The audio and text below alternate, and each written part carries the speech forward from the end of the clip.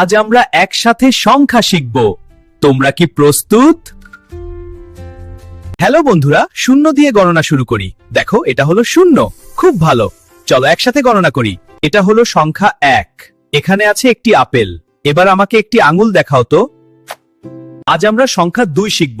দেখো, আমার হাতে 2টা বই। এখন তুমি 2টা খেলনা দেখাও তো। এটি হলো সংখ্যা 3। দেখো, এখানে আছে 3টা লেগো ব্লক। তোমার 3টা খেলনা দেখাও তো। এটি হলো সংখ্যা 4। এখানে আছে 4টা মুরগি। তুমি গুনে দেখো তো কয়টা মুরগি। এটি হলো সংখ্যা 5।